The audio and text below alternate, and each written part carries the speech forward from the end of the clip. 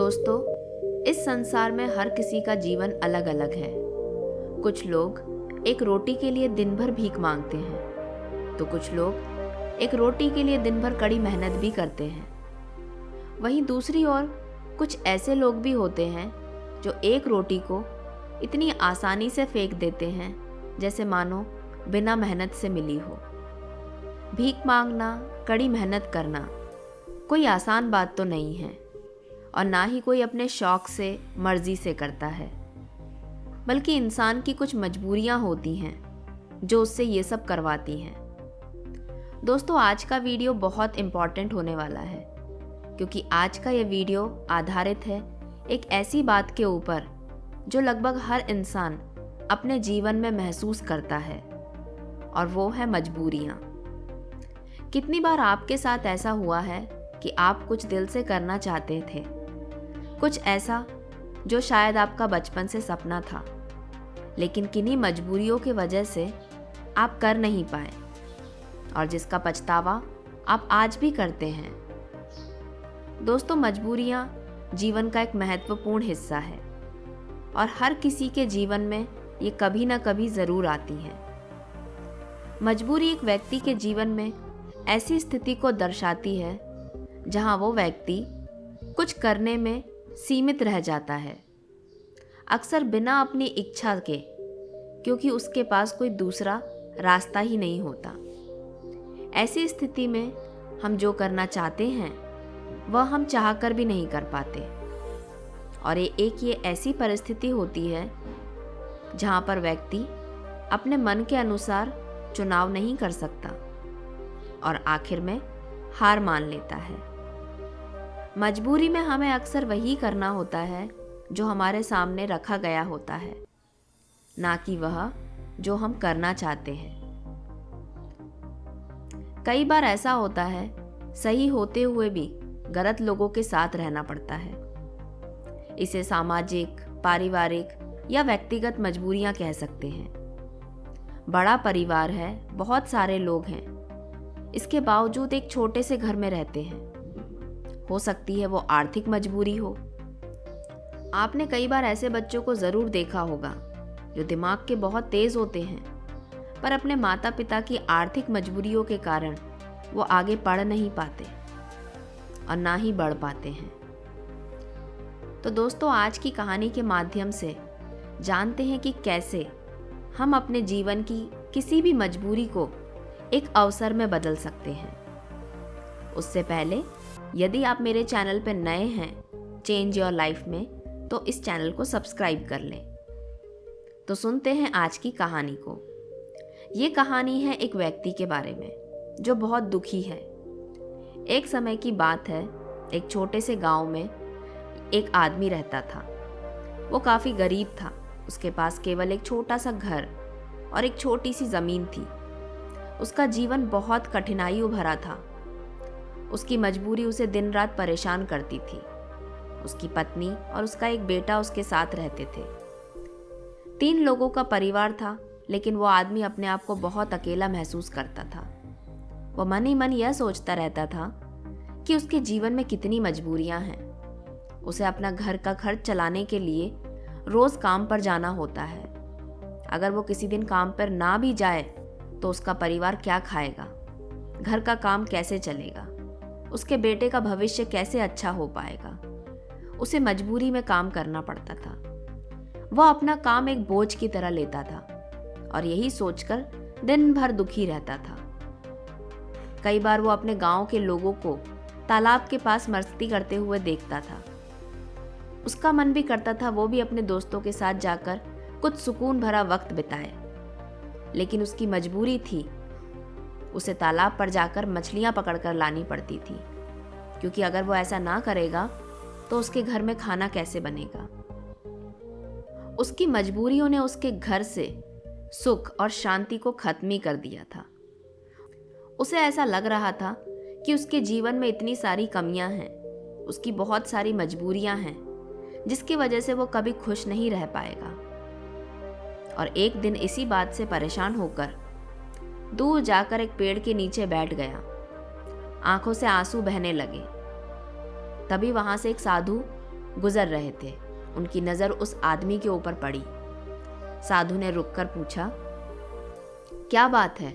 इतने दुखी, आंखों से आंसू बह रहे हैं, तुम्हें क्या परेशानी है? तो वह व्यक्ति फूट फूट कर रोने लगा। तो साधु ने बोला, बताओ मुझे, तुम्हें क्या परेशानी है?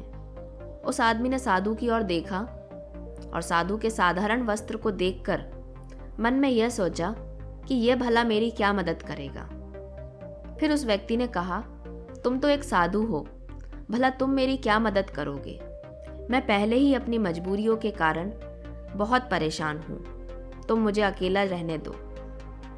साधु उस व्यक्ति से कहते हैं, बेटा इतना दुख तुम अकेले क्यों सहन कर रहे हो? मुझे भी बताओ, शायद मैं तुम्हारी कुछ मदद कर दूं। तो वो व्यक्ति उस साधु से कहता है, तुम मेरा दुख दूर कैसे करोगे?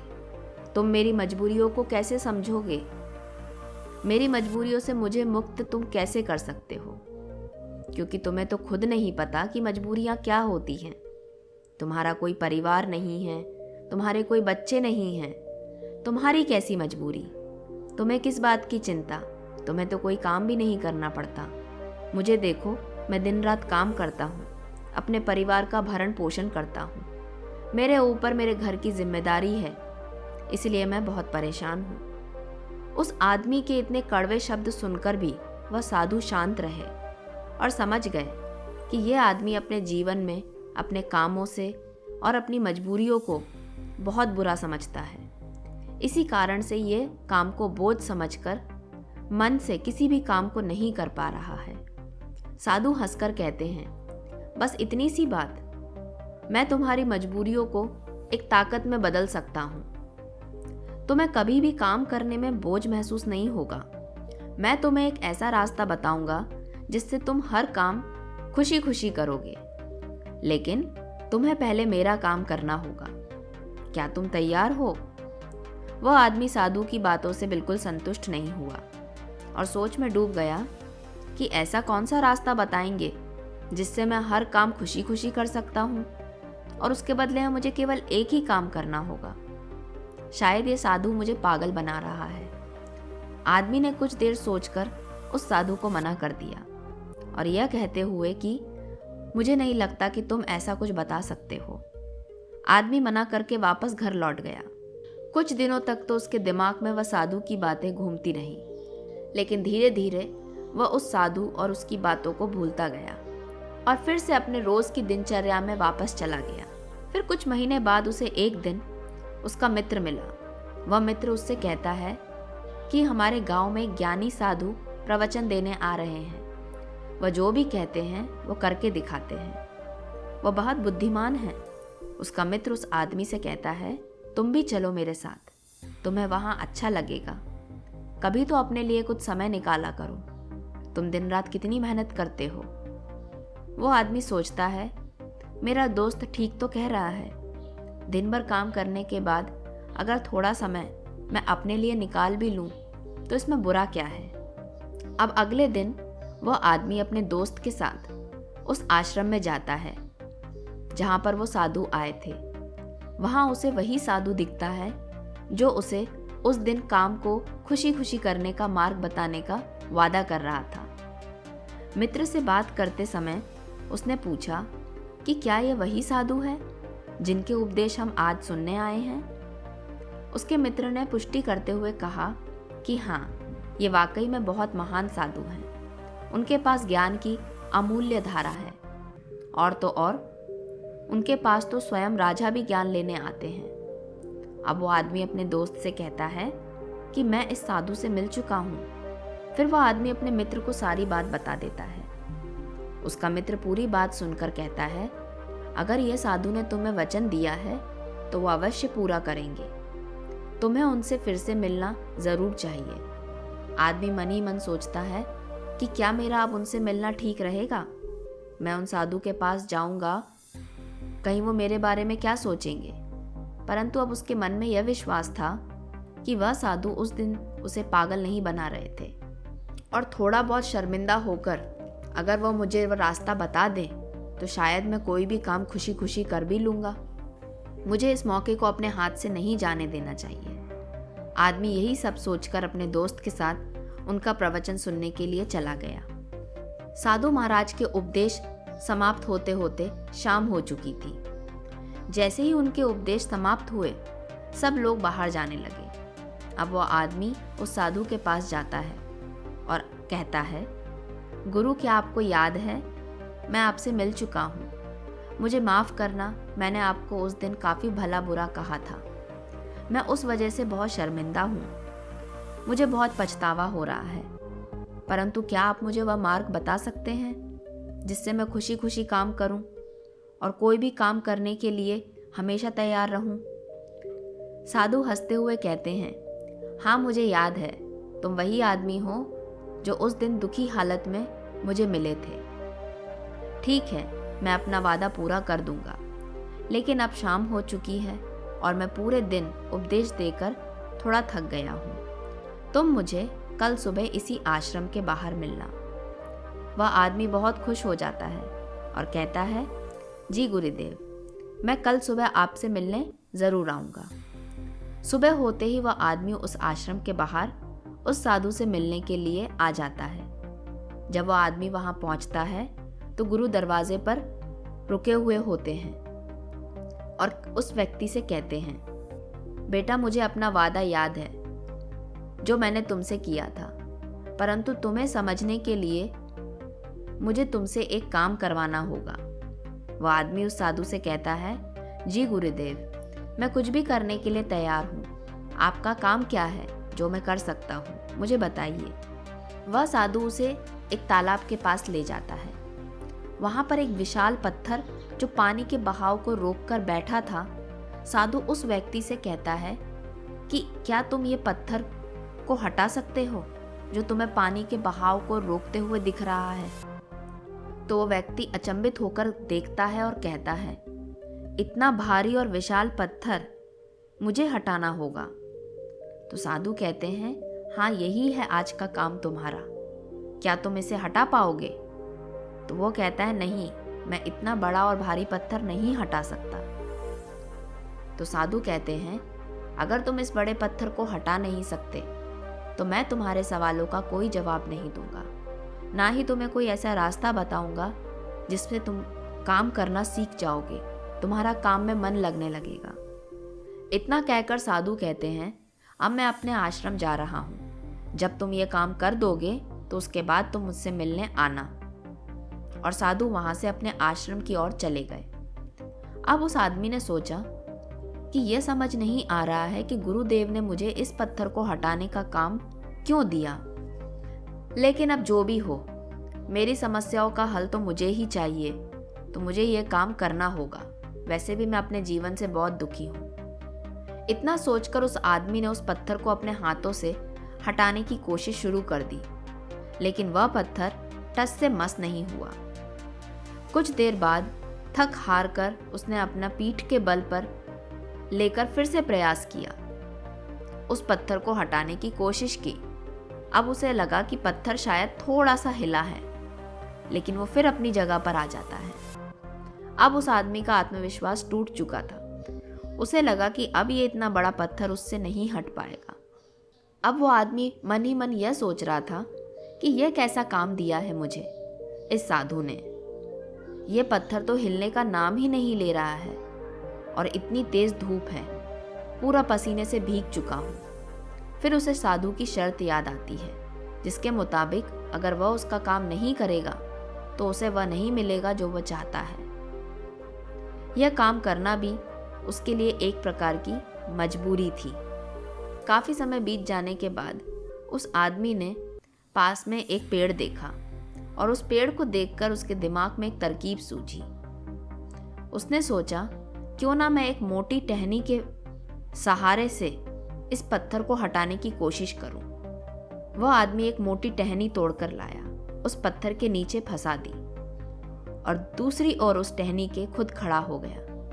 अपने वजन से उस पत्थर को हटाने की कोशिश करने लगा और उसकी मेहनत रंग लाई।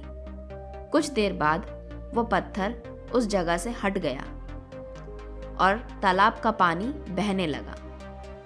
अब वो आदमी बहुत खुश हो चुका था और दौड़ा हुआ साधु के पास गया और कहा, गुरुदेव, मैंने कर दिखाया। मैंने उस पत्थर को हटा दिया और मैंने अपना वचन भी पूरा कर दिया। साधु पूरी बात उस आदमी से सुनने के बाद कहते हैं, तुमने अच्छा काम किया, मेहनत की, तुमने तरकीब भी निकाली और तुमने अपने दिमाग का इस्तेमाल भी करके उस पत्थर को हटा दिया। लेकिन मुझे एक बात बताओ, क्या तुम्हें पहले लगा था कि तुम यह काम कर पाओगे? तो आदमी कहता है, नहीं, मुझे नहीं लगा था कि मैं इतना विशाल और भारी पत्थर हटा पाऊंगा। तो साधु पूछते हैं, क्या लगता है तुम्हें, तुम यह सब क्यों कर पाए? तो आदमी जवाब देता है, क्योंकि ये आपकी शर्त थी। अगर मैं नहीं करता तो मुझे अपना जवाब कभी नहीं मिलता। तो साधु कहते हैं कि तुम ये कहना चाह रहे हो कि ये काम करना तुम्हारी एक मजबूरी थी। तो आदमी कहता है, हाँ, लेकिन आप वही बात क्यों पूछ रहे हैं? इस पर साधु कहते हैं, मैं तुम्हें यही तो समझाना चाहता था। जिस तरह आज तुम्हारे सामने वह पत्थर हटाने की मजबूरी थी, इसी तरह तुम्हारे जीवन में भी तुम्हारे सामने कई मजबूरियां आएंगी। मजबूरियां ही तुम्हें वह काम करवाती हैं जो तुम्हें नहीं लगता कि तुम वह कर सकते हो। तुम्हारी मजबूरियां तुम पर बोझ नहीं हैं, बल्कि मजबूरियों के कारण ही तुम जिंदा भी हो, तुम खुद सोचते भी हो। अगर तुम्हारे ऊपर कोई मजबूरी ना होती तो तुम्हारा किसी भी काम में मन ना लगता। मजबूरी के कारण ही तुम अपने घर से बाहर निकलकर काम करने जाते हो, अपने परिवार को पालते हो। दिन भर आराम से बैठकर खाना, क्या तुम्हें यह शोभा देता है? क्या तुम्हारा ये काम है? क्या तुम्हारे शरीर के लिए फायदेमंद है? नहीं, तुम अपनी मजबूरियों के कारण काम करते हो, जिससे तुम स्वस्थ और तंदुरुस्त रहते हो। जहां तुम पहुंचना चाहते हो, ये मजबूरियां ही तुम्हें वहां का रास्ता दिखा सकती हैं। वह हमें बताती हैं कि हमें क्या करना चाहिए। उस लक्ष्य तक पहुंचने के लिए तुम्हारी समस्या यह नहीं है कि तुम्हारे ऊपर मजबूरियां हैं, बल्कि तुम्हारी समस्या यह है कि तुम उन मजबूरियों को एक बोझ समझ रहे हो। हमारी मजबूरी हमारे लक्ष्यों को प्राप्त करने में हमारे लिए एक माध्यम बन सकती है और हमें नई दिशाओं में ले जा सकती है। जैसे तुमने उस पेड़ की टहनी का उपयोग करके उस पत्थर को हटा दिया। हमारे जीवन में भी ठीक ऐसा ही होता है। हमारे माता पिता, हमारे ऑफिस में हमारे बॉस या हमारे गुरु हमें कुछ ऐसे कठिन काम देते हैं जो हमें लगता है कि हमारे लिए बहुत मुश्किल है, लेकिन हमारी मजबूरी होती है और जिन्हें हमें करना पड़ता है। और जब हम काम को पूरा कर देते हैं तो उसका फल हमें मिलता है। क्या आपके जीवन में आपके सामने कोई समस्या आ जाएगी जिसका समाधान आपके लिए बहुत मुश्किल होगा? क्या आप उस जगह से भाग जाएंगे? क्या आप उस मुश्किलों से लड़ेंगे नहीं? क्या अपने लक्ष्य को आप अपनी किस्मत के हाथों में रहने देंगे? अगर आप अपने इतिहास को देखेंगे तो हजारों लोगों ने इन सारे प्रश्नों का उत्तर ना में ही दिया है। उन्होंने अपने हथियार नहीं डाले, अपने लक्ष्य का त्याग नहीं किया, बल्कि डटकर लड़े। कितनी बड़ी समस्या भी क्यों ना आ जाए, उसका कोई ना कोई समाधान मजबूरियां ढूंढ ही लेती हैं। इसीलिए दोस्तों, मजबूरियां अच्छी होती हैं। तो अगली बार अगर आपके जीवन में कोई भी ऐसी मजबूरी आ जाती है तो आप उस मजबूरी को अपनी ताकत बनाइए। दुखी मत होइए कि आपके सामने ऐसी परेशानी आ गई है, आप मजबूर हो गए हैं। अपने अंदर ताकत भरिए, उस मजबूरी को इतनी ताकत में बदल दीजिए कि अगली बार कोई भी परेशानी आपके सामने छोटी सी लगे। आशा करती हूँ दोस्तों आज का वीडियो आपको पसंद आया होगा, आज की कहानी आपको पसंद आई होगी। अगर पसंद आई है तो इस वीडियो को एक लाइक ज़रूर करें। मिलते हैं किसी अगले वीडियो में जहाँ पर हम एक और नई कहानी को सुनेंगे जो हो सकता है आपके जीवन में एक बदलाव लेकर आए।